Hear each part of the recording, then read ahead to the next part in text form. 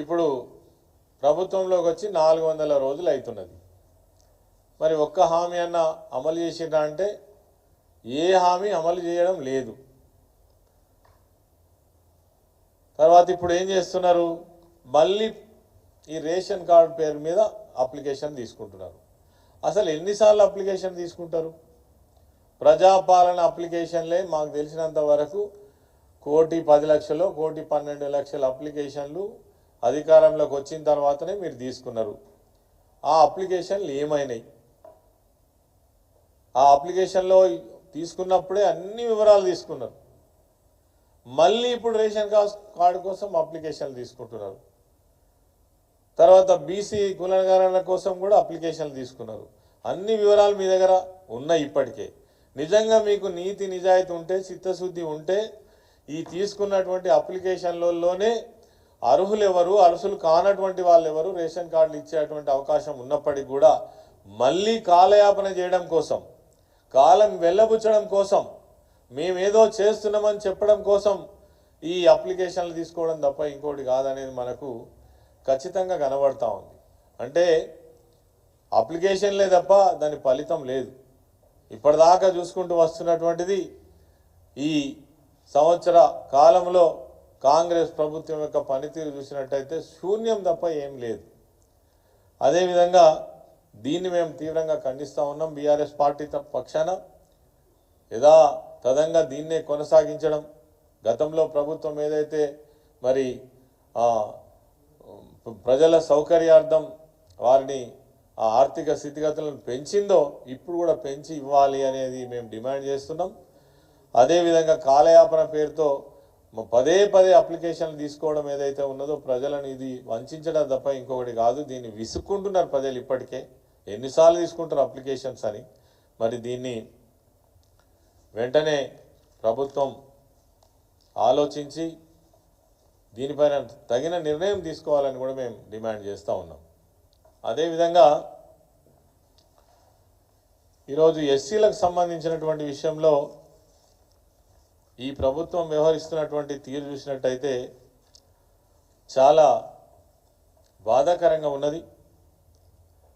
తరతరాలుగా వెనుకబడ్డటువంటి ఎస్సీ ఎస్టీలు చదువుకు దూరంగా ఉండి, ఆర్థిక స్తోమత లేక, భూమి లేక, జాగలేక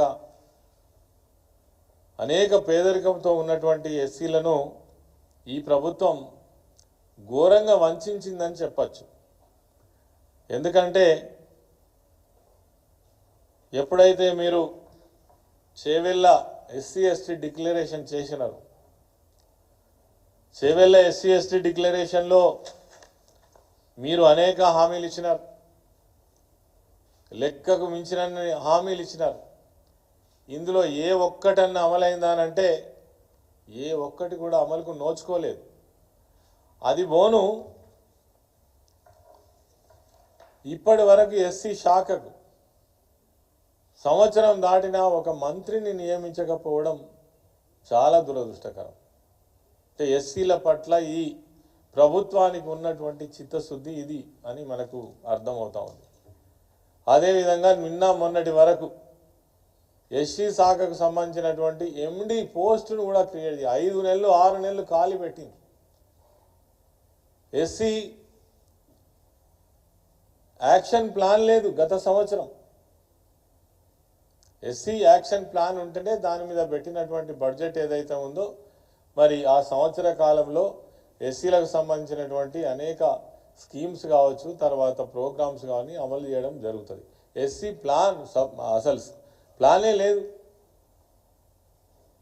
తర్వాత రేపు హడావుడిగా 23వ తారీఖు నాడు బట్టి విక్రమార్క గారు ఒక మీటింగ్ ఏర్పాటు చేశారు. ఎందుకు అని అంటే 2వ తారీఖు నుంచి మళ్ళీ బడ్జెట్ సమావేశాలు ప్రారంభం అవుతున్నాయి కాబట్టి మరి ఇవన్నీ కూడా ప్రజల సమక్షంలో సభా సాక్షిగా మళ్ళీ చూపించాల్సి వస్తుంది. కాబట్టి ఈరోజు మళ్ళీ హడావుడిగా మీటింగ్ పెట్టి నిన్నగాక మొన్న అధికారులకు ఆదేశం ఇచ్చినట్టుగా నేను పేపర్లో చూసిన. ఏమని, ఎస్సీ సబ్ ప్లాన్కు సంబంధించినటువంటి నిధులు మీరు ఏవేవైతే స్కీములు ఉన్నాయో వాటికి వెంటనే కేటాయించండి అని.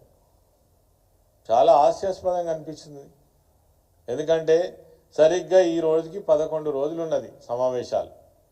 ఈ 11 రోజులలో మీరు అసలు సప్లాన్కి సంబంధించినటువంటి నిధులు ఏ విధంగా ఖర్చు చేయగలుగుతారు? ఇప్పటి వరకు ముఖ్యమంత్రి ఒక్క సమీక్ష సంవత్సర కాలంలో ఎస్సీలకు సంబంధించినటువంటి సప్లాన్ పైన కానీ మీరు కేటాయించినటువంటి డబ్బుల పైన కానీ అసలు ఏం స్కీమ్స్ జరుగుతున్నాయి అనేటువంటిది ప్రజాప్రతినిధులతో కానీ అధికారులతో కానీ లేదా ప్రజా సంఘాలతో కానీ ఒక్క సమీక్ష చేసిండ్రా? ఇక మరి మీరేమో చేవెళ్ళ డిక్లరేషన్, మీ మాటలు చూస్తే కోటలు దాటుతున్నాయి. ఇవి ఎప్పటి నుంచి? ఏకంగా 60 సంవత్సరాల అధికారంలో ఉన్నటువంటి కాంగ్రెస్ పార్టీ ఆనాటి నుంచి ఈనాటి వరకు కూడా, ఆనాడు ఇందిరాగాంధీ గారు ఇచ్చినటువంటి నినాదం గరీబీ హటావో, అప్పటి నుంచి ఇవే మాటలు చెప్తున్నారు. నిజంగానే ఎస్సీ వర్గాలలో ఎస్టీ వర్గాలలో పేదరికం పోయిందా? మరి మీరు